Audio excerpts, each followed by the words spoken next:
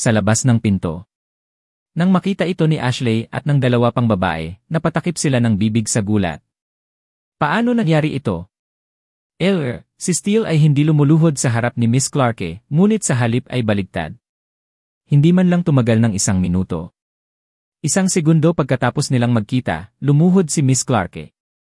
Di kaya ang bagong presidente ng kumpanya, si Eamon Steele, ay napaka-charming at dominante na kahit si Miss Clarke, na kadalasang nasa himpapawid, ay sumuko na sa kanya. Lalong humanga at magalang ang tatlo kay Jordan. Nang marinig ang mga tunog sa labas ng pinto, sumilip si Jordan sa pagitan ng puwang, at ang takot na tatlo ay biglang tumakas. Pagkatapos, lumapit si Jordan kay Victoria at pasimpleng tumingin sa kanya mula sa itaas nang hindi siya tinutulungang tumayo. Nakangiting sabi ni Jordan, Miss Clarke, bakit ka lumuhod sa harapan ko pag nagkita tayo? Hindi ko matatanggap ang ganoong kalaking kilos mula sa iyo. Lihim na naisip ni Victoria sa kanyang sarili, kung hindi mo ito matatanggap, bilisan mo akong tulungan. Pinapahiya mo ako ng husto, at ito ay isang awkward na posisyon upang maging sa. Malamang na magkakamali ang lahat ng matatanda kung nakita nila ngayon ang postura ni Victoria at Jordan. Gayunpaman, alam din ni Victoria na maaari lamang niyang sisihin ito sa kanyang sarili. Screw the Camdens. Kung hindi dahil sa kanila, hindi ko hahantong sa pagkakasala sa aking superior. Ang pag-isip sa lahat ng nangyari kahapon ay nakaramdam ng pagnanasa kay Victoria na mamatay. Agad na humingi ng tawad si Victoria, pasensya na po Eamon Steele, nagkamali ako. Patawarin mo ako sa sinabi ko kahapon. Yumuko si Jordan at hinarap si Victoria. Kahapon? Oh, naalala ko, parang sinabi mo na magkasintahan tayo kahapon. Hinila ni Jordan si Victoria sa kanyang mga bisig. Madaling nahawakan ni Jordan ang babaeng matagal nang pinagnanasaan ng maraming tycoon sa business circle ng Orlando. Kung may iba pang maglakas loob na gawin ito kay Victoria, siguradong sinampal niya ito. Gayunpaman, hindi siya nangahas na gawin yon kay Jordan. Well, siya kasi ang nagsabi na boyfriend niya si Jordan. Umakyat sa ilong ni Jordan ang mabangong amoy ng katawan ni Victoria. Hindi katakataka na maraming lalaki ang nabigla kay Victoria. Nabuhayan ang loob at nasiyahan si Jordan matapos siyang yakapin ng ilang sandali. Pagpapatuloy ni Jordan, nabalitaan ko na nagpabook pa ako ng isang buong isla para makiusap na maging girlfriend kita. Aling isla yon? Nakaramdam ng hindi kapani-paniwalang kahihiyan, nais ni Victoria na makapaghukay siya ng isang butas at tumalon doon. I'm sorry, nagkamali ako. Humingi ulit ng tawad si Victoria. Ayaw din ni Jordan na makisalamuha sa vice president ng kumpanya niya sa opisina. Kaya naman binitawan siya nito at tumayo. Sige, bumangon ka na. Hindi magandang hayaan ang ibang mga empleyado na makita ito. Nagmamadaling bumangon si Victoria at agad na isinara ang pinto ng opisina. Pagkatapos ay kinuha niya ang remote control at binuksan ang privacy mode ng glass window para hindi makita ng mga empleyado sa labas kung ano ang nangyayari sa loob. Sa sandaling ito, bumalik na si Jordan sa kanyang upuan. Domineering niyang sinabi, Miss Clarke, sinabi mo kahapon na puputulin mo ang lahat ng posibleng paraan para mapanatili ko ang kabuhayan sa Orlando. Ako na ngayon ang iyong superior, ang presidente ng Ace Corporation. Tanungin kita, paano mo pagagawin iyon ngayon? Mula noong pagdiriwang ng kaarawan kahapon, inaabangan na ni Jordan ang sandaling ito. Putol lahat ng posibleng paraan para mapanatili ko ang kabuhayan. May kakayahan ka bang gawin yon? Napakamot ng ulo si Victoria at sinabing, Eamon Steele, hindi ko talaga akalain na may taong kagaya mo ang papayag na maging live-in-in-law ng mga Camden. Alam kong hindi ko mabubura ang pagkakamaling nagawa ko. Handa akong tanggapin ang anumang parusa na ibibigay mo sa akin. Kung gusto mo akong sampalin, lalakad ako at hahayaan kang gawin ito. Kung gusto mo akong kagalitan, papakinggan ko lahat ng lecture mo. Kung gusto mo akong tanggalin, iimpake ko na ang mga gamit ko at aalis na ako. Hinding-hindi na ako lalabas sa harapan mo at hindi na ako magsusungit sa iyo. Tumango si Jordan, na diskubre na hindi pala simpleng babae si Victoria. Sa tuwing siya ay may problema, hindi siya magpapanik at handang tanggapin ang mga kahihinatnan ng kanyang mga pagkakamali nang hindi ipinagtatanggol ang sarili o tinatalikuran ang responsibilidad. Sinabi ni Jordan, wala akong planong tanggalin ka. Nagtaas ng ulo si Victoria sa pagtataka habang nag-isip, nalampasan ko ang linya at ginawa ko ang isang kahanga-hangang bagay kahapon, ngunit walang balak si Jordan na tanggalin ako. Sabi ni Jordan, kahapon, ikaw lang ang nag-alok sa akin ng pagkakataong mabuhay. Kung talagang ordinaryong live-in-in-law lang talaga ako, ikaw ang benefactor ko. Matapos ang pag-iisip tungkol dito, napagtanto ni Jordan na walang ginawang kabalbalan si Victoria kay Jordan kahapon. Ang iba pang mga panauhin ay bumaling laban kay Jordan at inilayo siya ng walang pag-aalinlangan. Ngunit nakiusap si Victoria sa ngalan ni Jordan at nilayon pa niyang hayaan si Jordan na maging bodyguard niya, sa kabila ng pagharap sa panganib na masaktan si Old Ningres Camden. Nakiisa lang si Victoria sa kanila dahil nakaramdam siya ng hiya matapos siyang tanggihan ni Jordan. Palibhas sa ilabis na naantig, napabulala si Victoria na may luha sa kanyang mga mata. Salamat, Mang Steele. Paglilingkuran kita ng buong puso sa hinaharap. Hindi inasahan ni Victoria na ganoon na lamang kamahalan at maunawain si Jordan sa murang edad. Sinabi ni Jordan, maaari kitang patawarin, ngunit hindi ko hahayaang makaalis ang isa man sa mga taong nanumpa nilang puputulin ang lahat ng paraan ng ikabubuhay para sa akin. Miss Clark, you may call me Victoria, sabi ni Victoria sa malumanay na boses pagkatapos punasan ang kanyang mga luha. Sinabi ni Jordan, Victoria, ipunin ang impormasyon ng mga nagsabing puputulin nila ang lahat ng paraan ng kabuhayan para sa akin at ibigay ito sa akin. Alam ni Victoria na maghihiganti si Jordan sa kanila. Malapit nang magkaroon ng kaguluhan sa bilog ng negosyo ng Orlando. Magnate ng hotel. Restaurant mogul. May-ari ng serbisyo sa paghahatid. Nais ni Jordan na ibagsak at lipulin ang mga malalaking boss na nangibabaw sa Orlando sa loob ng maraming taon sa isang iglap. Sa kanila, si Tyler ang unang taong pumasok sa isip ni Jordan. Sa sandaling naisip niya si Tyler, naalala ni Jordan ang lahat ng sinabi ng kanyang dating asawa, sabi ni Hailey. Tingnan mo si Tyler. Ang kanyang pamilya ay nagkakahalaga ng higit sa $1 bilyong. Kaya mo bang ikumpara sa kanya, ikaw na walang kwenta? Marahang yumuko si Jordan at tinanong si Victoria, nabalitaan ko na ang mga Colin ay isang first-tier na pamilya sa Orlando na nagkakahalaga ng higit sa $1 bilyong. Sagot ni Victoria, masasabi mo. Sila ay nagkakahalaga ng higit sa $1 bilyong 2 taon na ang nakalipas, ngunit ang kanilang netong halaga ay lumiit ng husto, ngayon ay malamang na sila ay nagkakahalaga ng mga $500 milyong. Hindi na sila mas mahusay kaysa sa mga Camden ngayon. Sa pag-alala na sinabi ni Jordan na si Hailey ay nasa extramarital affair kay Tyler sa birthday banquet kahapon, ipinagpatuloy ni Victoria. Si Hailey Camden ay bulag na pinili ang walang kwentang Tyler Collins na yon kaysa sayo. Kapag nalaman niya ang totoong pagkatao mo, natatakot akong mapuno siya ng pagsisisi. Ang pag-iisip kay Hailey Camden ay nagparamdam kay Jordan ng kaunting kapaitan. Tutal, 3 taon na niya itong minahal. Nagpatuloy si Victoria, ang mga Camden ay gumagawa ng isang proyekto kamakailan, at nais nilang mamuhunan kami ng $11 milyong dito.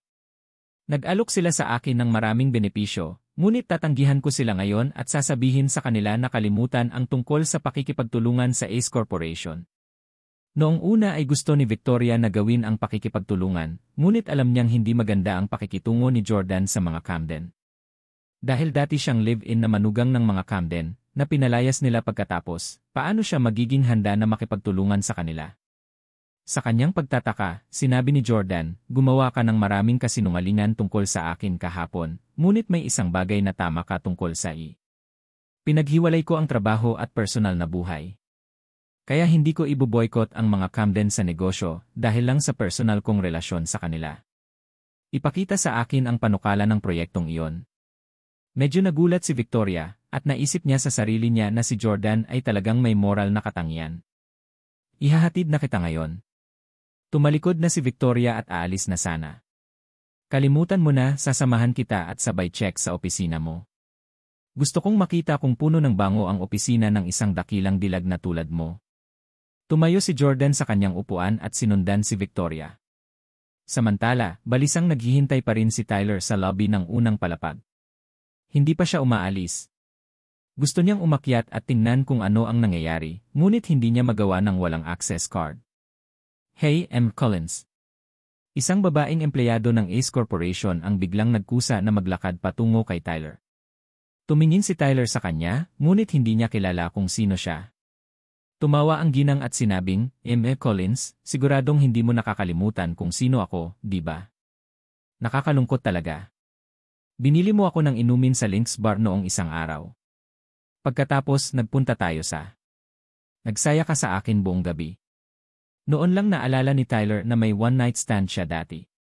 Dahil sa katamtamang hitsura ng kaawa-awang babae at malagkit na makeup, naramdaman ni Tyler na si Hailey ay mas mataas ng daan-daang notches kaysa sa kanya. Lihim siyang nagmura, "Damn it, masyado yata akong nainom noong araw na yon. Tinanggap ko ang isang kalokohang babae." Gayunpaman, nanatiling nakangiti si Tyler at nagtanong, "Ay, naalala ko. Nagtatrabaho ka ba sa Ace Corporation?" Tumango ang ginang. Hinawakan ni Tyler ang kamay niya at sinabing, "Dali, dalhin mo ako sa itaas. Ang iyong Deputy President Miss Clarke ay nasa panganib." Makalipas ang 1 minuto, dumating si Tyler sa sahig kung saan naroon si Jordan. Pagkalabas pa lang niya ng elevator, narinig niya ang ilang babaeng empleyado ng Ace Corporation na nagbubulungan. "Hoy, alam mo ba?" Lumuhod siya kaagad pagkatapos niyang makita ang presidente. "Naniniwala ka ba?" Napaluhod siya sa pangalawang pagkakataon na nakita niya siya. Hindi alam ni Tyler ang pinag-uusapan nila pero wala rin siyang pakialam sa chismis ng Ace Corporation. Kaya naman, naglakad lang siya papunta sa kanila at nagtanong, "Maaari bang magtanong, nasaan si Miss Victoria Clarke?" Ang tinanong niya ay si Ashley, ang sekretarya ni Victoria. "Nasa opisina niya si Miss Clarke." "May appointment ka ba?" Hindi siya pinansin ni Tyler at dumiretso sa opisina ni Victoria. Pagkatulak pa lang niya ng pinto ay nadiskubre niyang nasa opisina din ni Victoria si Jordan. Nagkataon lang na nakita ni Victoria ang project proposal ng mga Camden at ibinigay kay Jordan. Gayunpaman, sa mga mata ni Tyler, para siyang nagbibigay ng gawain sa kanyang assistant. "Tyler, sino ang nagpapasok sa'yo?" Galit na saway ni Victoria. Dahil si Tyler ang karibal ni Jordan, si Victoria ay hindi na masyadong mapalapit sa kanya at sa kanyang pamilya mula ngayon. Hindi sinagot ni Tyler ang tanong niya at sa halip ay tinuro niya si Jordan. "Wow, Jordan, nakakahiya kang magnanakaw. Sure enough, nandito ka na. Nagtago ka ba dito para maghanda sa paghihiganti kay Miss Clarke?" Sagot ni Jordan, "May problema ba sa'yo? Ito ba ay isang lugar na maaari mong pasukin kung gusto mo? Magwala ka." Si Jordan ang presidente ng Ace Corporation at ang may-ari ng gusaling ito. Paano niya papayagan si Tyler na kumilos ng walang pakundangan at mapangahas dito? Nang makita ni Tyler kung gaano ka-arogante si Jordan, nagalit siya, "How dare you talk to me like that? Ito ang opisina ni Victoria. Dapat ikaw ang mawala. Hindi ba, Victoria?" Smack! Sinampal ni Victoria si Tyler sa mukha at galit na saway sa kanya, "Sino ang tinatawag mong Victoria? Tawagin mo akong Miss Clarke." Si Tyler ay mukhang labis na napahiya, at ang mga tunog ng tawa ni Ashley ay naririnig mula sa labas. Unti-unting naramdaman ni Tyler na may mali sa sitwasyon. Mukhang alam ng lahat na nasa opisina ni Victoria si Jordan. Pero bakit hindi siya pinigilan ni Ashley at ng iba pa? Matapos mag-isip, biglang itinuro ni Tyler si Jordan at sumigaw, "Naiintindihan ko. Hindi ka nandito para maghiganti kay Miss Clarke, kundi para maging bodyguard niya." Nataranta na naman si Jordan. May problema ba itong tanga, utak ni Tyler Collins? Anong klaseng kalokohan ang pinagsasabi mo? Akala ni Tyler na matalino siya para maisip ito. Nang maisip niya ang sinabi ni Ashley at ng kanyang mga kasamahan tungkol sa isang taong lumuhod ngayon, naisip niyang lumuhod si Jordan sa harap ni Victoria. Naisip niyang lumuhod si Jordan para humingi ng tawad kay Victoria at nakiusap sa kanya na payagan siya. Siya ang maging bodyguard niya. Sabi ni Tyler, "Jordan Steele, hindi ba't lahat ng marangal at matayog ka sa birthday banquet kahapon? Noong panahong iyon, hiniling ka ni Miss Clarke na maging bodyguard niya, ngunit tinanggihan mo siya. Pagkatapos noon, akala naming lahat ay talagang matapang ka para mamatay kaysa sumuko. Haha, hindi ko akalain na maaga kang bumangon sa kama para magbihis at pumunta dito na nakasuot ng bodyguard para magmakaawa. Miss Clarke to let you be her lackey. Miss Clarke, hindi ka dapat pumayag. Sa piging kahapon, sinabi mong sisiguraduhin mong hindi na makakakita si Jordan Steele dito sa hinaharap." Nang marinig ng sekretarya na si Ashley, na nakatayo sa labas ng pinto, ang kanyang mga salita, laking gulat niya kaya nagulat siya. Hindi makapaniwala sa kanyang narinig, nais ni Miss Clarke na putulin ang lahat ng pinagkakakitaan ni Emon Steele. Oh God, is that true? Kumukulo sa galit si Victoria. How dare Tyler Collins put me in a spot in public at ipaalam sa mga empleyado kung gaano ako kawalang-galang sa president ng corporation. Smack! Sinampal ulit siya ni Victoria, bastard. Kailan ko pa nasabi yan? Umalis ka na dito. Bawal kang tumuntong muli sa kumpanyang ito. Ipinagpatuloy niya at saka, ang empleyadong nagdala sa kanya dito ay tatanggalin kaagad. Tinakpan ni Tyler ang kanyang mukha sa sakit at paghihirap. He was the scion of the Collins and yet, he was slapped twice in public. Gayunpaman, dahil teritoryo ito ni Victoria, hindi naglakas loob si Tyler na kausapin siya ng agresibo. Kaya, wala siyang choice kundi ilabas ang galit kay Jordan. Sumisigaw, Jordan Steele, huwag mong isipin na wala kaming magagawa sa'yo dahil lang sa bodyguard ka ni Victoria Clarke. Maghintay ka lang, sisiguraduhin kong mawawalan ka ng tirahan at makukulong ka sa lalong madaling panahon. Sa mahinang loob, bumaba si Tyler at bumalik sa kanyang sasakyan. Pagkatapos, sa isang saglit na galit, tuloy-tuloy niyang ibinagsak ang kanyang mga kamay sa manibela. Victoria Clarke, asong babae ka. Isa ka lang magandang mukha na umasa sa mga lalaki para makarating sa tuktok. So sino ka para sampalin ako? Kapag nasupil ko na si Hailey Camden, sisiguraduhin kong luluhod ka sa harapan ko at tatawagin akong daddy balang araw. Bibigyan kita ng isang mahirap na oras, asong babae ka. Kailangan kong ipaalam kaagad sa mga Camden ang tungkol sa walang kabuluhang Jordan Steele na yon na magiging bodyguard ni Victoria Clarke. Malipas ang isang oras, sa villa ng mga Camden, ano sabi mo ang natalo na si Jordan Steele ay naging bodyguard ni Victoria Clarke? Nagulat ang matandang Enres Camden sa sinabi ni Tyler. Maging sina Hailey, Herman, L, Drew, at Benedict ay nagulat. Sabi ni Tyler, nakita ko ito ng sarili kong mga mata. Kinuha ni Jordan ang isang dokumento mula kay Victoria Clarke sa kanyang opisina. Narinig ko rin mula sa mga empleyado ng Ace Corporation na lumuhod si Jordan nang makita niya si Victoria at humingi ng tawad sa kanya. Nagpakita ng interes si Victoria kay Jordan kahapon, at sa palagay ko bumigay si Victoria dahil malambot ang loob nito sa kanya. Nang marinig ito, galit na naikuyom ni Hailey ang kanyang mga kamao. Yung bastard Jordan Steele. Lumuhod talaga siya para sa ibang babae. 3 taon na akong kasal sa kanya, at hindi siya kailanman lumuhod sa akin. Binigyan ko siya ng ilang pagkakataon na lumuhod at aminin ang kanyang mga pagkakamali. Hanggat lumuhod siya para makiusap sa akin, hindi ko siya hihiwalayan o tatawagan ang mga pulis sa kanya. Pero, hindi siya natuloy sa pagluhod. Gayunpaman, napakabilis niyang lumuhod sa harap ng ibang babae. Habang nagsasalita si Hailey, lalo siyang nabalisa at naagrabyado, kaya't siya ay naluluha. Ito ay talagang isang malaking kahihiyan at insulto sa Camdens. Drew Sneed and Gibb, Hailey, paano mo siya pinag-aral sa nakalipas na 3 taon? Napaluhod siya para sa ibang babae sa halip na asawa niya. Sobrang kahihiyan para sa pamilya natin. Sinamantala rin ni Elle ang pagkakataon para kutyain, Hailey, parang hindi ka pa nakaka-charming. Kung si Jordan ang asawa ko, talagang hahayaan ko siyang lumuhod at hugasan ang aking mga paa araw-araw mula sa unang araw ng aming kasal. Kahit na ang matandang ginang Camden ay nahiya at sinimulang pagsabihan si Hailey at ang kanyang mga magulang. Hindi mo man lang mapaamo at disiplinahin. Isang live-in-law sa loob ng 3 taon. Napaka-incompetent mo. Kung dinidisiplina mo siya gaya ng sinabi ni Elle, maglalakas loob ba siyang saktan si Drew?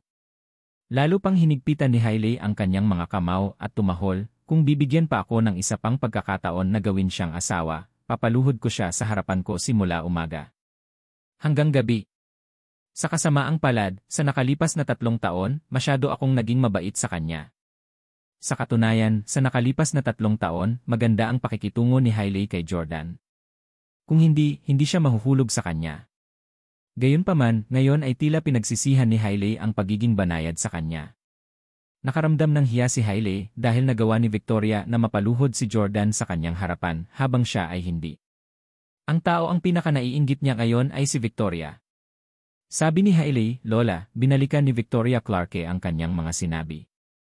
Kahapon, nanumpa siya na maninindigan siya bilang pakikiisa sa mga Camden at siguraduhin hindi na makakaligtas si Jordan sa lungsod na ito sa hinaharap. Gayunpaman, kinuha niya ito bilang bodyguard niya ngayon. Dapat nating putulin ang lahat ng ugnayan sa kanya at harapin siya. Smack! Sinampal ng matandang Ain-Res Camden si Hailey sa kanyang mukha at sinaway, anong kalokohan ang ibinubulalas mo? Hawak pa rin ni Victoria Clarke ang $11 milyon na dapat ipuhunan. Ang aming proyekto. How can we turn against her? Malamig na bulong ni Herman. Hailey, alam kong nagsiselos ka kay Miss Clarke, pero mas takte at may kakayahan siya kaysa sayo. Kaya kailangan mong tanggapin kahit ayaw mo. Namula si Hailey. Hindi niya kinaya ang paghiga nito, dahil hindi niyo ako tutulungan, ako na lang ang mag-isa na hahanapin sila sa Ace Corporation.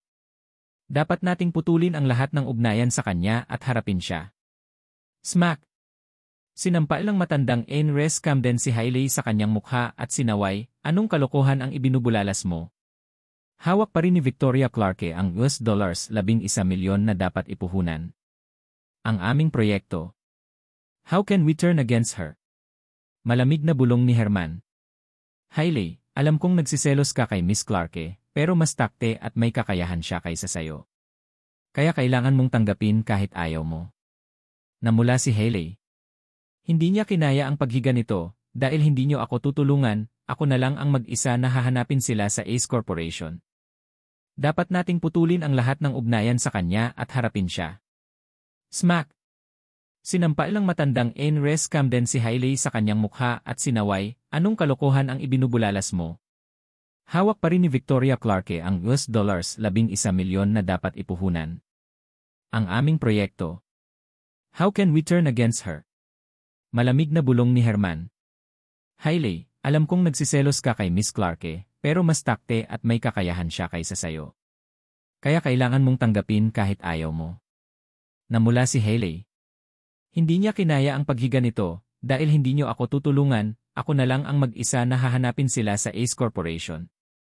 Gustong tanungin ni Hailey si Jordan at tanungin siya kung bakit siya lumuhod para sa ibang babae at hindi sa kanya. Gusto niyang tanungin si Victoria kung bakit niya inagaw ang kanyang lalaki. Pinandilatan ng matandang Ain-Res Camden si Hailey na umaasang mas mabuti mula sa kanya. Utos niya, tawagan mo si Victoria Clarke. Gusto ko siyang makausap ng personal. Nagmamadaling inilabas ni Herman ang kanyang cellphone at dinyal ang numero ni Victoria bago ibigay ang cellphone kay Old Ain-Res Camden. Kahit na galit si Old Ain-Res Camden, napakaamo ng tono niya. Kung tutuusin, matanda na siya sa kanyang mga taon at marami na siyang naranasan sa buhay na ito. Ang gayong maliit na bagay ay hindi sapat upang mawala ang kanyang katahimikan. Malumanay na sabi ng matandang Ain-Res Camden habang mukhang dominante at may otoridad, Miss Clarke, nabalitaan ko na pumunta si Jordan sa opisina mo at naging bodyguard mo. Kung alam ko lang na nagustuhan mo ang Jordan, ibinigay ko siya sa iyo kalahating taon na ang nakalipas. Gayunpaman, kahapon, sinabi mong tatayo ka sa pakikiisa sa mga Camden at puputulin ang lahat ng paraan ng kabuhayan para sa kanya. Gayunpaman, bumalik ka sa iyong salita ngayon. Mukhang may utang ka sa akin ng paliwanag, hindi ba? Sabi ni Victoria, ang mga bagay ay hindi tulad ng iniisip mo, ngunit anuman ang mangyari, may utang na loob ako sa iyo sa hindi pagtupad sa pangakong ginawa ko sa iyo kahapon. Ikinalulungkot ko na nabigo akong panatilihin ito. Nang marinig ang taos-pusong paghingi ng tawad ni Victoria, mas gumaan ang pakiramdam ni Old Ain-Res Camden. Hoy, hindi naman kailangan mag-sorry. Close kami bilang pamilya. Ngunit, dahil gusto mo ang pump na yon, dalhin mo siya sa ilalim ng iyong pakpak. Isa lang siyang live-in son-in-law. Kunin mo ito bilang regalo mula sa mga Camden sa'yo. Hindi niya makukuha siya. Tutol ni Hailey na may nakasulat na selos sa buong mukha niya. Galit na galit ang matandang Ain-Res Camden, at umirap siya kay Hailey bago mabilis na tinakpan ang mikropono ng cellphone sa takot na marinig ni Victoria si Hailey. Nang makita ni Sylvie Parker kung gaano galit na galit ang matandang Ain-Res Camden, dali-dali niyang inilagay ang kanyang kamay sa bibig ni Hailey para pigilan siya sa pagsasalita. Ang matandang Ain-Res Camden ay patuloy na nakikipag-usap sa telepono ng nakangiti. Nakakalimutan ko ang nangyari kay Jordan, ngunit Miss Clarke, nangako ka na mamumuhunan ka ng $11 milyong sa aming proyekto. Hindi mo na ulit sisirain ang pangako mo ha? Sabi ni Victoria, nakausap ko na si Emma Steele tungkol sa investment. Siya ay labis na humanga sa iyong panukala, at gusto niya ito, ngunit nais niyang malaman ang higit pa tungkol sa proyektong ito. Ano? Nabasa ni Emma Steele ang proposal namin. Gusto rin niya ito. Tuwang-tuwang inulit ng matandang Enres Camden ang mga salita ni Victoria. Nagtatalon sa tuwa ang mga Camden matapos marinig ang kanyang mga salita. Sabi ng matandang Enres Camden, gusto niyang malaman pa. Simple lang yan. Ipapadala ko si Herman para bisitahin si Emma Steele sa kanyang opisina ng personal para talakayin ang proyekto sa kanya ng personal. Sinabi ni Victoria, okay, mag-ayos ako ng appointment.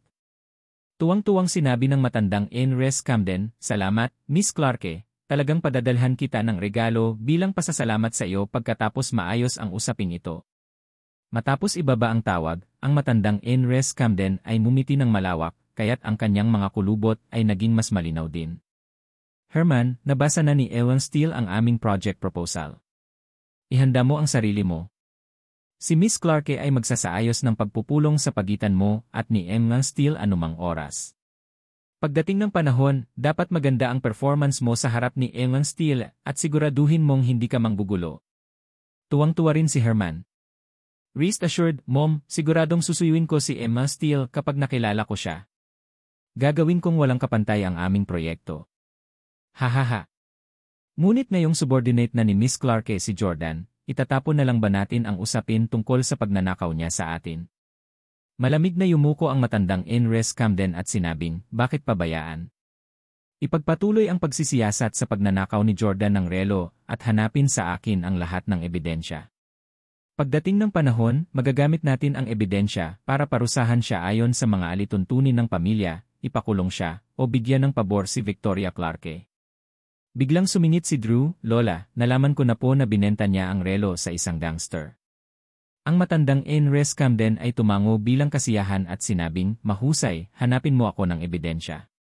Si Jordan na lang ang alipin ni Victoria Clarke. Kahit maghiganti tayo sa kanya, walang gagawin sa atin si Victoria. Tumingin ang matandang Enres Camden kay Hailey at sa kanyang mga magulang. She barked furiously, Herman has clinched a contract with Emma Steele for our company while Drew has found evidence of Jordan's theft. Paano naman kayo? Ano ang naiambag mo sa pamilya? Pareho kayong walang kakayahan. Hindi mo man lang mapanatili ang iyong live-in na asawa sa linya. Hinayaan mong masira ang maganda mong mukha. Dapat kay Elle na lang ang mukha mo. Ang matandang Enres Camden ay palaging may kinikilingan kay Herman at sa kanyang mga anak. Ngayon, tahasan pa niyang pinuna si Hailey sa harap ng lahat. Sa sobrang pagmamalaki, agad na tumakbo si Hailey na galit na galit. Hailey, saan ka pupunta? Sumunod si Tyler sa kanya palabas, only to realize na si Hailey ay mabilis na sumakay sa kanyang sasakyan. Isa pa, mukha siyang agresibo na parang papatay ng tao. Jordan Steele, bastos ka, pinahiya mo talaga ang pamilya natin. Kaya sa pagkakataong ito, tuturuan kita ng magandang leksyon. Hindi nagtagal ay dumating si Hailey sa Ace Corporation sakay ng kanyang Audi. Dahil ang mga Camden ay nakikipag-usap tungkol sa pakikipagtulungan sa Ace Corporation, si Hailey ang may numero ng telepono ni Ashley, ang sekretarya ni Victoria. Nasaan sina Jordan at Victoria Clarke? Tanong ni Hailey, nakaupo sa kanyang sasakyan sa underground parking lot. Sagot ni Ashley, kakababa pa lang nila at sa parking lot. Miss Camden, bakit mo sila hinahanap di? Binaba na ni Hailey ang tawag bago pa matapos magsalita si Ashley. Bumaba siya ng kotse niya at tumingin sa paligid. Sa katunayan, hindi nagtagal ay nakita niya ang isang lalaki at isang babae na nag-uusap at nagtatawanan habang naglalakad patungo sa isang pulang Porsche Panamera. Si Jordan at Victoria yon. Si Jordan ay nakasuot ng immaculate Goxie suit na nakasuklay sa gilid. Masayang nakikipag-chat siya ngayon kay Victoria. Kung hindi si Jordan ang kanyang dating asawa, mapagkakamalang akala ni Hailey na siya ang dominanteng presidente ng isang kumpanya nang mapanood niya itong humakbang. Ang asungot na ito ay nagbihis ng napakagandang kanyang sarili pagkatapos na hiwalayan ako. Medyo umasim ang pakiramdam ni Hailey. Kung alam niya na si Jordan ay maaaring magmukhang isang dominanteng presidente ng isang kumpanya, pinasuot niya si Jordan ng suit at tie sa lahat ng oras sa nakalipas na 3 taon. Well, at least she could show him off and pretend a little during gatherings with her former classmates. Sa di kalayuan, sinabi ni Jordan kay Victoria, Victoria, ipasa mo sa akin ang susi ng kotse. Magdadrive ako. Dahil naka-heels ka, hindi magiging convenient para sa'yo na magmaneho. Sa katunayan, si Victoria ay may isang peres ng mga flat sa kotse na papalitan niya kapag siya ay nagmamaneho. Gayunpaman, naramdaman niyang hindi masyadong elegante ang pagpapalit ng sapatos sa harap ni Jordan, kaya ibinigay niya ang susi ng kotse kay Jordan. Salamat, Mang Steele. Kinuha ni Jordan ang mga susi at naglakad patungo sa nagniningas na pulang Porsche Panamera. To her surprise, naglakad pa talaga siya papunta sa passenger side at saka binuksan ang pinto. Natigilan si Victoria. Ikaw, Lee. Nataranta si Victoria. Di ba sinabi ni Jordan na siya ang magdadrive? Kaya bakit niya binuksan ang passenger side? Walang magawang tinapik ni Jordan ang kanyang ulo at sinabing, "Oh shucks, nasanay na akong buksan ang pinto ng kotse para kay Hailey Camden sa nakalipas na 3 taon." Napangiti si Victoria. Noon lang niya napagtanto na si Jordan ang nagkusa na pagbuksan siya ng pinto ng sasakyan. Bilang subordinate ni Jordan, dapat si Victoria ang magbukas ng pinto para sa kanya, hindi ang kabaligtaran. Gayunpaman, dahil nagawa na niya ito, nagpasya si Jordan na maging isang maginoo muli. "Miss Clarke, pakiusap." Mukhang flattered si Victoria at sinabing, "Oh my God, I'm so honored to have Emma Steele personally open the car door for me." Nakangiting sabi ni Jordan, hindi naman big deal yon. 3 taon na akong nagbubukas ng pinto para kay Hailey Camden. Pagbubuksan ko siya ng pinto tuwing papasok at lalabas siya ng kotse. Alam ni Victoria na labis na nasaktan si Jordan kay Hailey, at dahil dito, sinabi niya, hindi talaga alam ni Hailey Camden kung gaano siya pinagpala. Pumasok na si Victoria sa sasakyan. Nang makita ito, sumugod si Hailey sa galit at sinigawan sila. "Jordan Steele! Napakawalang hiya mo! How dare you really become Victoria Clark's Lacey?" Nang makita ni Hailey si Jordan na pinagbuksan ng pinto si Victoria, lalo siyang naniwala na si Jordan ang naging bodyguard ni Victoria. Sa nakalipas na 3 taon, binuksan lang ni Jordan ang pinto ng kotse para kay Hailey at sa kanyang mga magulang. Pero ngayon, siya na talaga ang nagbukas ng pinto ng kotse para sa ibang babae. Nataranta si Hailey dahil doon. "Hailey Camden." Gulat na tiningnan ni Jordan ang dating asawa. Akala niya ay magiging estranghero na naman siya mula ngayon, ngunit hindi niya inaasahan na magkikita pa rin siya wala pang 1 araw pagkatapos nilang maghiwalay. Nagmamadali ding bumaba ng sasakyan si Victoria, hindi sigurado kung bakit siya naroon. Kung ito ay para sa talakayan ng proyekto, dapat nilang asahan si Herman sa halip. Tinitigan ni Hailey si Jordan at sumigaw, "Jordan Steele, mayroon ka bang dignidad at respeto sa sarili? Paano ka nangahas na lumuhod kay Victoria, humingi ng tawad sa kanya, at pagkatapos ay maging kanyang alipin? Dahil makakalimutan mo ang iyong dignidad, bakit hindi ka lumuhod sa akin at magmakaawa sa akin na patawarin kita noon? Binigyan kita ng ilang pagkakataon. Hanggat lumuhod ka para magmakaawa sa akin, ikaw pa rin ang asawa ko ngayon." Nang maisip ni Jordan ang mga sinabi ni Hailey, agad siyang nag-init sa galit. "You still have the nerve to ask me kung bakit hindi ako lumuhod para sa'yo. The day before yesterday, ginawa mo akong cuckold sa pamamagitan ng pag-check-in sa isang hotel room kasama si Tyler Collins. Gayunpaman, gusto mo pa rin akong lumuhod sa'yo at humingi ng tawad. Hindi mo ba naisip na sumobra ka na?" Kinagat ni Hailey ang kanyang mga labi at sinabing, "Paano ang mga ilang beses pagkatapos ng insidenteng iyon? Sa piging ng kaarawan ni Lola kahapon, binigyan kita ng pagkakataong lumuhod at magmakaawa sa akin. Hanggat nakaluhod ka noon, hihilingin ko sana kay Lola na huwag akong hiwalayan. Ikaw pa rin ang magiging asawa ko ngayon. Kung lumuhod ka at nakiusap sa akin sa Westlake Hotel, hindi ako tatawag ng pulis. Pare-pareho ka namang lumuhod bakit sa harap niya ka lumuhod at hindi ako? At least asawa mo ako. Nakakahiya at nakakahiyang lumuhod sa harapan ng asawa mo." Sabi ni Jordan, "Hindi nakakahiyang lumuhod sa asawa ko, pero malaking kahihiyan ang lumuhod sa niloloko kong asawa.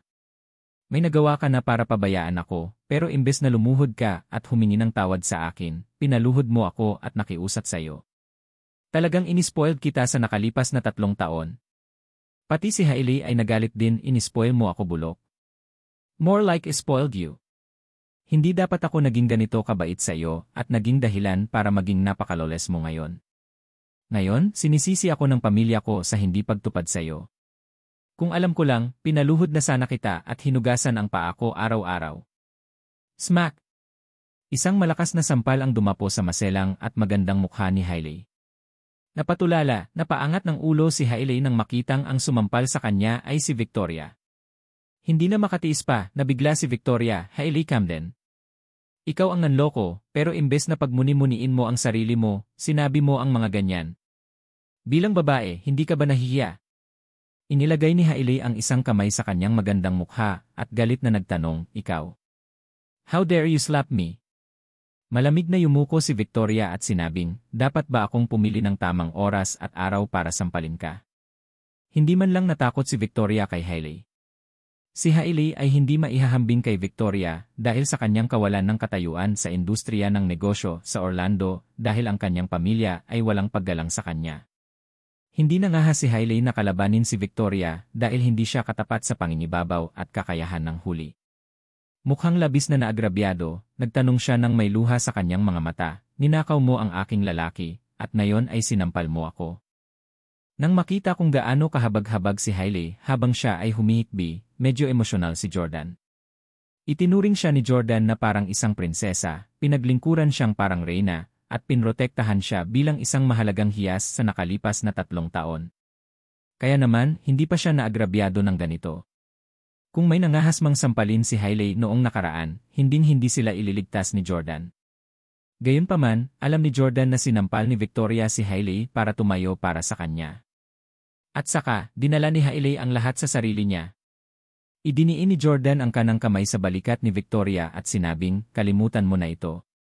Kaagad pagkatapos, sinabi niya kay Hailey, umalis ka na, hindi na ako ang lalaki mo. Biglang tumigil sa pag-iyak si Hailey. Hindi niya kailanman ipinakita ang kanyang malambot na bahagi kay Jordan. Kahit na ayaw ko na ng aso na 3 taon ko nang pinalaki, hinding-hindi ko ito ibibigay sa iba. Jordan Steele, inuutusan kitang umalis kaagad sa Ace Corporation at huminto sa pagiging bodyguard ni Victoria Clark. Binabayaran ka ni Victoria Clark ng taunang sweldo na $30,000 sa isang taon, ha? Babayaran kita ng $80,000. Nang marinig ang sinabi ni Hailey, hindi napigilan ni Victoria ang mapatawa. Hahaha, sa $80,000 lang, sinusubukan mong i-poach si Emery. Ahem ni. Agad na umubo si Jordan para matakpan si Victoria, na nakaugalian na niyang tawagin siya ng Emery Steele. Hindi ka panipaniwalang nabalisa ngayon si Hailey. Nakaharap lang siya sa musika sa bahay at sinampal sa mukha ni Victoria. Kung malalaman niya ang tunay na pagkatao ni Jordan, malamang na hindi niya kakayanin ang sunod-sunod na suntok na ito. Sinulyapan ni Victoria si Jordan bago nagpatuloy, haha, you're trying to poach Jordan with just us $80,000. Hindi ka ba masyadong naive? Kahit na magdagdag ka pa ng zero dyan, hindi ito magiging sapat. Ano? Sa mukhang hindi makapaniwala, naisip ni Hailey, hindi kaya $80,000 ang taunang sweldo ni Jordan bilang bodyguard kundi $800,000. Gaano man kayaman si Victoria Clark hindi siya dapat pumayag na gumastos ng $800,000 sa isang bodyguard. Dahil alam niyang hindi siya kasing yaman ni Victoria, hiniling ni Hailey, Jordan, dapat kang mag-resign sa Ace Corporation ngayon.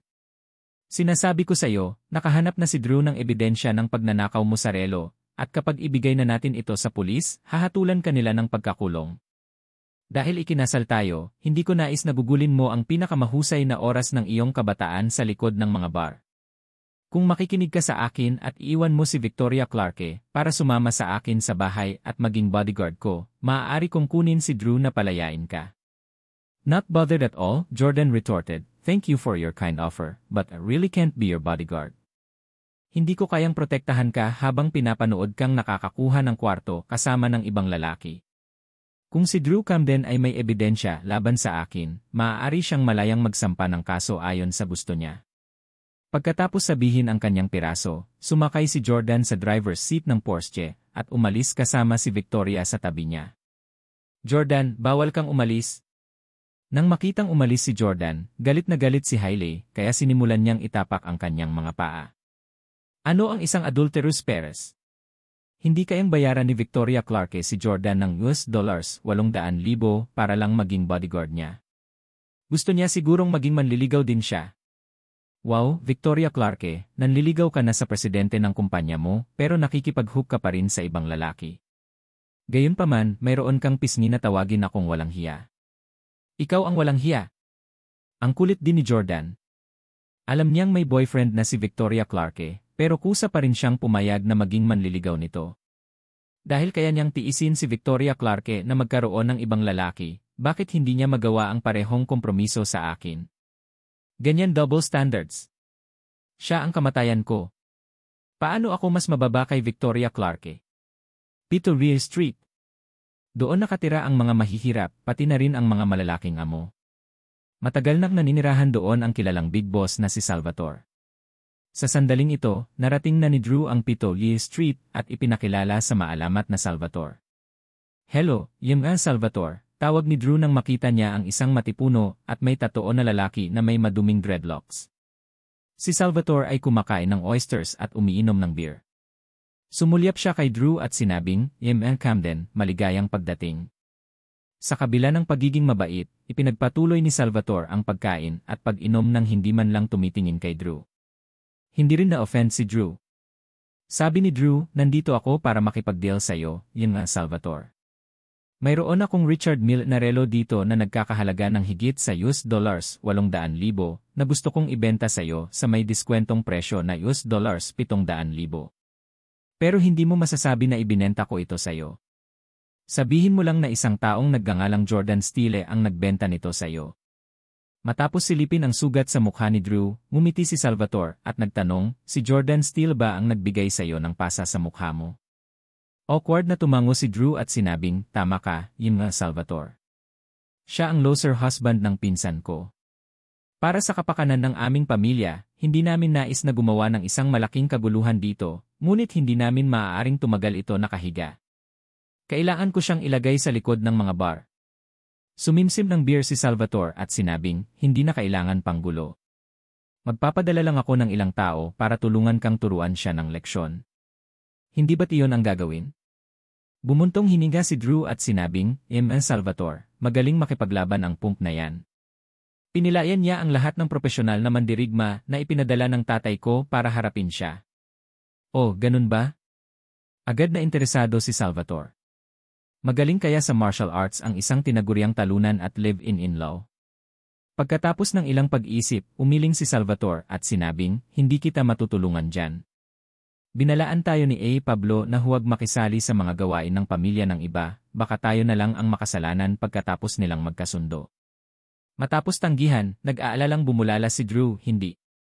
Hiniwalayan na ng pinsan ko si Jordan Steele. At saka, sino si Pablo? Bakit kailangan mong sundin siya? Bastos! Si Ginoong Pablo ang amo ni Salvatore. Biglang tinahol ng underling ni Salvatore si Drew. Matapos sumigaw sa kanyang kababata, nakangiting sinabi ni Salvatore kay Drew, si Pablo ang aking pinuno. Kung wala siya, walang ako, kaya kailangan kong sundin siya. Mabuti pang humanap ka ng iba. Tumangging sumuko si Drew. Alam niya na si Salvatore ay isang money grabber at nangangailangan ng pera dahil ang mga pagbabawal na inilagay sa mga illegal na negosyo kamakailan ay nakaapekto sa marami sa mga pag-aari ni Salvatore. Kaya naman, inalok ni Drew, ibebenta ko sa iyo ang relo na ito sa halagang $600,000. Umiling si Salvatore at tumanggi, gaya ng sinabi ko, si Pablo ay parang tatay ko. Kailangan ko siyang sundin. Kinagat ni Drew ang kanyang mga ngipin at napabulalas, $450,000. Maaari kang kumita ng $350,000 kung ibebenta mo ito pagkatapos bilhin ito sa akin. Sumigaw ng malakas si Salvatore, sinabi rin ni Pablo na huwag tayong tumanggi sa pera. Ang paggawa ng pera ay ang pinakamahalagang bagay sa mundong ito. Camden, gagawin ko. Kahit na nagmamaneho na palabas mula sa underground parking lot ng downtown office building, tila naririnig pa rin niya ang mga tunog ng pag-iyak at pagrereklamo ni Hailey. Noon pa man ay mapagmataas at mayabang na tao si Hailey, kaya halatang hindi niya matiis na masampal sa publiko. Habang nagmamaneho, sabi ni Jordan kay Victoria na nasa tabi niya. Victoria, hindi mo na kailangang panghimasukan ang mga affairs namin ni Hailey. Huwag mo na siyang sampalin ulit. Masasabi ni Victoria na nakaramdam ng kirot si Jordan para sa dating asawa. Sinabi ni Victoria, ang Steele, ngunit hindi mo ba siya kinasusuklaman sa pagtrato sa iyo ng ganoon? Ngumiti si Jordan at sinabing, love is the opposite of hate. Kung walang pag-ibig, paano magkakaroon ng puot? Nang marinig ang medyo pilosopong salita ni Jordan, hindi na siya nakita ni Victoria bilang isang walang karanasan na binata.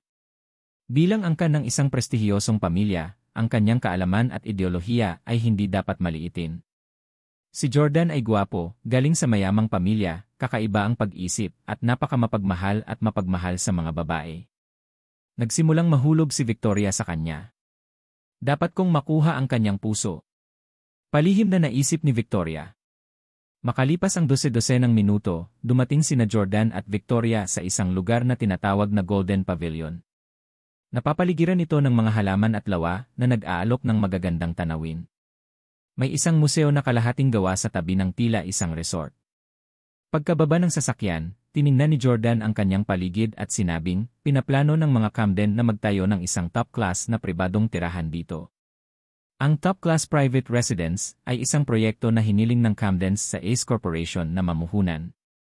Isa itong pribadong tirahan na nakatakdang para sa mga top-tier na pamilya. Ayon sa panukala na isinumite ng mga Camden, sa kalaunan ay magkakaroon ng higit sa 10 Western-style na villa sa loob ng tirahan. Ang interior ay gawa sa pinewood na may mga full-length glass window na nag-aalok ng nakamamanghang tanawin sa labas. Ang kanilang intensyon ay lumikha ng pinakanatatangi at magandang pribadong tirahan sa lungsod. Tumango si Victoria at sinabing, ito ang tirahan. Ito ang lugar na may pinakamaraming halaman sa lungsod. Mayroong isang kasaganaan ng mga puno ng maple, at pagkatapos lumipat, ang tirahan ay maaaring magkaroon ng picnic sa maple forest. Mayroon ding natural spring dito. Naniniwala ako na ang mga mayayaman ng Orlando ay talagang bibili at lilipat sa mga villa dito. Pero Emma Steele, balak mo ba talagang mag-invest ng pera sa project nila? Masyadong masama ang pakikitungo sa iyo ng mga Camden. Ngumiti si Jordan at sinabing, actually, ako ang nag-isip ng concept nitong project. Ano? Ibig bang sabihin ay ninakaw ng mga Camden ang ideya mo? Nagtatakang tanong ni Victoria. Umiling si Jordan at sinabing, hindi mo masasabi yan. Masasabi ko na noon pa man ay gusto ng mga Camden na mag-cozy hanggang sa mga nangungunang pamilya ng lungsod. Ngunit sinipa ng lolo ni Hailey ang balde. Parehong walang kakayahan sina Herman at Benedict Camden. Ang ginagawa lang nila ay makipag-agawan para sa mana ng kanilang mga ari-arian ng pamilya. Kaya, nakabuo ako ng proyektong ito para sa Camdens, na magpapahintulot sa kanila na kontrolin ang mga nangungunang pamilya nang hindi kailangang dagdagan ang kanilang mga kakayahan. Ang ideya ay bumuo lamang ng isang estate ng mga pribadong tirahan para lamang sa mga nangungunang pamilyang iyon. Sinabi ko kay Hailey ang tungkol sa ideyang ito, at pagkatapos ay sinabi niya sa kanyang lola ang tungkol dito. Bagamat tinanggap niya ang ideya, hinayaan niya si Herman Camden na kunin ang proyekto. Sinabi ni Victoria, ang mga Camden ay talagang mas bias kay Herman Camden at sa kanyang anak. Madalas nilang pinapaboran ang mga lalaki kaysa sa mga babae at iniisip na hindi sapat si Hailey Camden para magmana ng imperyo ng pamilya. Naawa ako sa kanya dahil doon. Tumango si Jordan at sumang-ayon, si Hailey ay palaging minamaliit ng kanyang pamilya, at ang kanyang mga magulang ay palaging naglalagay sa kanya ng presyon. Gayunpaman, inayos nila na magpakasal siya sa isang manugang na lalaki. Kahit ganon, hindi naman yun dahilan para manloko siya. Matuwid na sabi ni Victoria. Isang dahon ng maple na lumulutang sa hangin ang dumapo sa buhok ni Victoria. Matapos tanggalin ito para sa kanya, sinabi ni Jordan, Victoria, uminom ka sa akin. Inumin.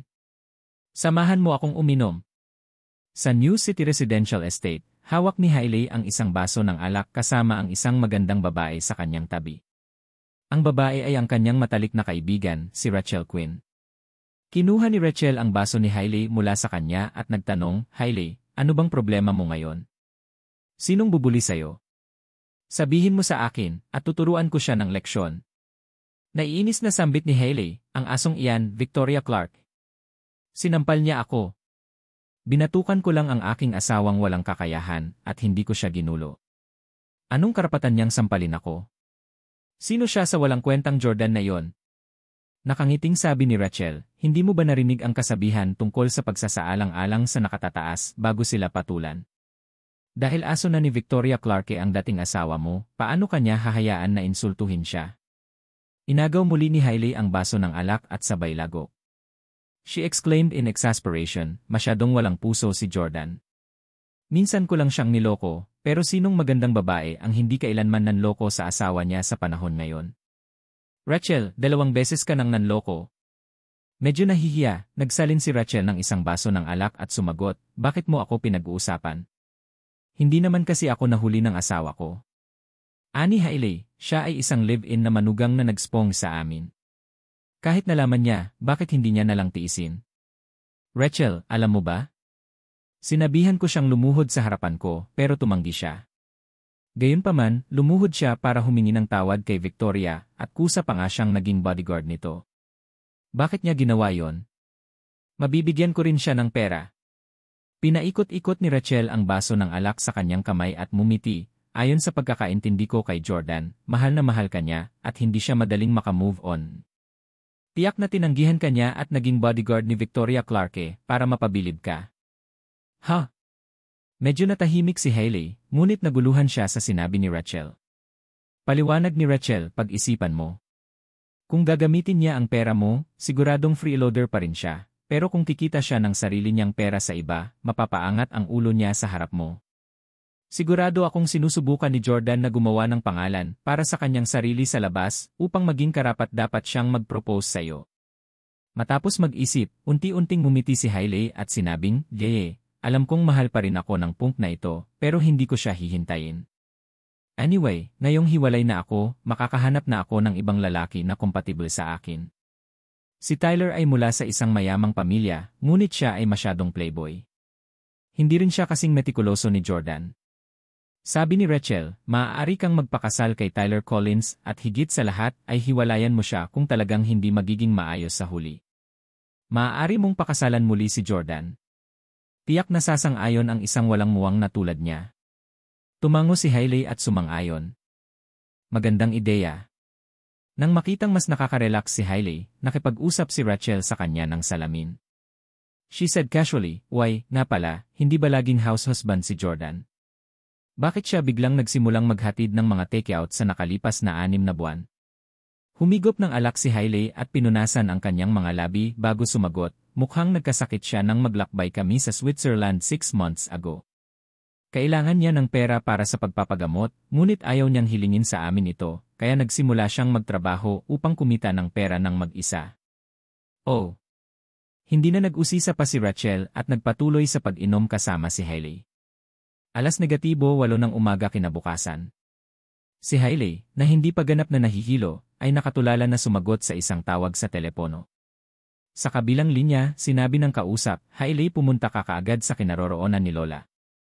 Nakakita ako ng ebidensya ng pagbebenta ni Jordan ng relo." Sa sandaling ito, kararating lang din ni Jordan sa opisina. Kahapon, nag-inuman sila ni Victoria sa isang Japanese restaurant malapit sa Golden Pavilion, ngunit walang nangyari sa kanila at mabilis silang bumalik sa trabaho. Magandang umaga, Mang Steele. Magandang umaga, Mang Steele. Magalang na bumati kay Jordan ang mga empleyado ng kumpanya nang makita siya. Sa pagkakataong ito, nakatanggap ng tawag si Jordan mula kay Drew. Kumunot ang noo ni Jordan at sinagot ang tawag. Utos ni Drew, "Jordan, punta ka agad sa lola ko. May nakita akong ebidensya na ibinenta mo ang relo na ninakaw mo sa amin." Sabi ni Jordan, "Masyado akong abala para dyan." Inip na udyok ni Drew, "Jordan Steele, natatakot ka bang sumama? Inimbitahan namin ang taong bumili ng relo mula sa iyo sa aming lugar. Kung may lakas ka ng loob, pumunta ka dito at harapin mo siya." Medyo nataranta si Jordan dahil hindi siya nagbebenta ng mga relo. "So, saan naman nakuha ni Drew ang witness?" Sabi ulit ni Drew, "Hindi ka naman magtatagal. Ilang minuto lang ang gagawin. Si Miss Clarke ay nasa opisina sa umaga. Hindi niya kailangan ng iyong proteksyon sa oras na ito. Kaya bilisan mo at halika na." Noong una ay ayaw ni Jordan na pumunta muli sa lugar ng mga Camden, ngunit ayaw niyang magkamali sila ng ideya at isipin na nagnakaw siya sa kanila. "Okay then, I'll make a trip there and ayusin ang usapin na to, baka maabala niyo pa ako." Binaba ni Jordan ang tawag saka sinabi kay Ashley, "Miss Rose, you can drive, right? Dalhin mo ako sa villa ng mga Camden." Agad na inilapag ni Ashley Rose ang mga dokumento sa kanyang kamay, kinuha ang susi ng kotse, at nagkusa na pinindot ang buton ng elevator para kay Jordan. Saka sila sumakay sa elevator hanggang sa underground parking lot. Bilang personal na sekretarya ni Victoria, si Ashley ay nakakuha ng buwanang sweldo na halos ilang libong dolyar, kabilang ang mga komisyon. Nagmamay-ari siya ng Audi 3. Gayunpaman, sa pagkakataong ito, si Ashley ang nagmaneho ng kotse ng kumpanya, isang Mercedes-Benz na 600, dahil pinapunta niya si Jordan, ang karapat-dapat na boss ng korporasyon, sa kanyang destinasyon. Iyon ang sasakyan na karaniwan nilang ginagamit kapag dumalo sa mga formal na kaganapan o sumusundo ng mga kliyente. Gayunpaman, hindi nagustuhan ni Jordan ang kotseng iyon dahil pakiramdam niya ay hindi ito angkop sa kanyang edad. Kaya nagpasya siyang maglaan ng oras para makabili ng sarili niyang sasakyan. Umupo si Ashley sa driver's seat habang si Jordan naman ang nasa backseat. Medyo maayos at mabilis ang pagmamaneho ni Ashley. Gayunpaman, sa buong paglalakbay, paminsan-minsan ay sumulyap siya kay Jordan sa pamamagitan ng rearview mirror. Ito ay sobrang nakakainis. Bakit laging nasa backseat si Emma Steele? Palihim na naisip ni Ashley. Kamakailan, naisipan niyang umalis sa kanyang posisyon bilang sekretarya ni Victoria para maging personal assistant ni Jordan. Sa ganitong paraan, magkakaroon siya ng mas maraming pagkakataon na maging malapit kay Jordan. Makalipas ang mahigit 30 minuto, dumating si Jordan sa gate ng villa ni Old and West Camden. Sa sandaling ito, si Drew L. Haley at iba pa ay nakatayo sa pasukan at naghihintay kay Jordan. Nang makita nila ang bonggang kotse na nagkakahalaga ng higit sa $100,000, lahat sila ay natigilan. Nakita nila si Ashley na lumabas sa driver's side bago mabilis na pumunta sa backseat para pagbuksan ng pinto si Jordan. Nagpatuloy sila sa panonood habang bumababa si Jordan sa kotse, nakasuot ng suit. Miss Rose, hintayin mo ako dito, bili ni Jordan habang nakabuton ang kanyang blazer. Yumuko si Ashley at magalang na tumango. Saka naglakad si Jordan patungo sa pintuan ng villa. Nang makita ni Drew si Jordan, tumawa siya ng malakas at muya, "Hahaha Jordan, ang galing mo magpanggap na boss. Gusto mong ihatid ka ni Miss Rose dito at pagbuksan ka ng pinto. Magkano ang ibinayad mo sa kanya?" Sa mga nakahalukip-kip na braso, mas lalong tumingkad ang figura ni Elle. Alam ng lahat na ikaw ang alipin ni Miss Clarke sa Ace Corporation. Kaya ano ang pagpapanggap mo? Matagal nang nasanay si Jordan na marinig ang pangungutya at panunuya ni Drew at Elle. Gayunpaman, sa kanyang pagtataka, ito ang unang pagkakataon na hindi siya pinagalitan ni Haley. Sinulyapan ni Jordan si Haley na may pagtataka, only to realize na nakangiti pala ito sa kanya. Hihe, tama si Rachel. Pumunta si Jordan sa Ace Corporation para lang gumawa ng pangalan at mapabilib ako balang araw. Ngayon, nagpapanggap siyang matagumpay. Katulad ng nahulaan ni Rachel. Natural na naramdaman din ni Haley na nagpapanggap si Jordan, ngunit unti-unti niyang naiintindihan ang dahilan ng kanyang pagpapanggap. Alam niyang gusto nitong itigil na niya ang pagtingin sa kanya. Nakatitig kay Jordan, naisip ni Haley sa kanyang sarili, "Jordan, ibababa kita. Buti na lang hiwalay na kami ngayon. Maaari akong magpakasal sa isang taong katugma sa akin, at pagkatapos ay gawin kitang backup." Isang kamangha-manghang ideya ang lumitaw sa isip ni Haley. Karamihan sa mga magagandang babae ngayon ay magkakaroon ng higit sa isang backup na kasintahan. Hindi iyon ginawa ni Haley noong nakaraan, ngunit naimpluwensyahan siya ng mga babaeng nakapaligid sa kanya na palaging ginagawa iyon. Hindi alam ni Jordan ang iniisip ni Haley, ngunit hindi siya nito nilingon at sa halip ay bumaling kay Drew. "Cut the crap, nasaan ang witness na binanggit mo?" Masiglang sabi ni Drew, "Nasa loob siya, sumama ka sa akin." Sinundan ni Jordan si Drew sa loob ng villa. Sa nakalipas na 3 taon, mas madalas pumunta si Jordan sa villa na ito kaysa sa kanilang tatlo ni Drew, kaya pamilyar na pamilyar siya dito. Gayunpaman, pagpasok pa lang niya, namangha si Jordan. Mayroong malapit sa 10 magugulong bihis na mga lalaki na ang katawan ay natatakpan ng mga tatoo at peklat, at ang mga mata ay puno ng nakamamatay na mga tingin. Halatang gangster sila. Kakaiba, paano sila nakapasok? Nagtataka namang pumasok si Jordan, at bigla na lang, isang malaswang mukhang lalaki na may dreadlocks, ang lumapit sa kanya. "Jordan, kaibigan ko, nagkita tayong muli," sabi ng lalaki. Sinulyapan siya ni Jordan at nagtanong, "Kailan tayo nagkakilala?"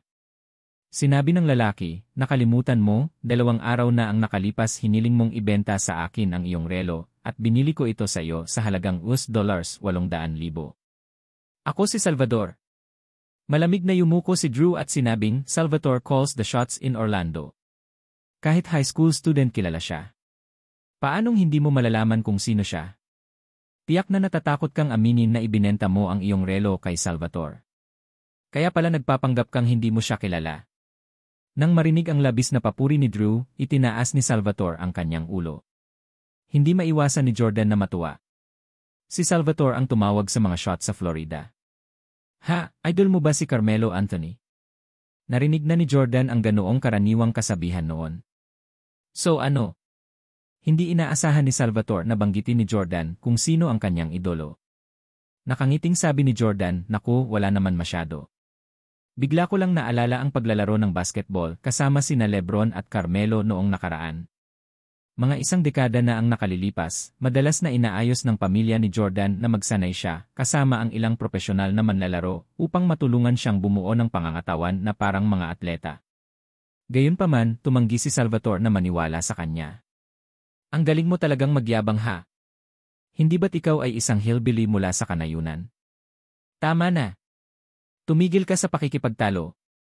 Sa pagkakataong ito, biglang lumabas ang matandang Andres Camden mula sa kanyang silid habang nakayakap ang kanyang poodle. Jordan Steele, ngayon kailangan kitang parusahan ayon sa mga tuntunin ng pamilya. Walang humpay na naisip ng matandang Mrs. Camden sa sarili.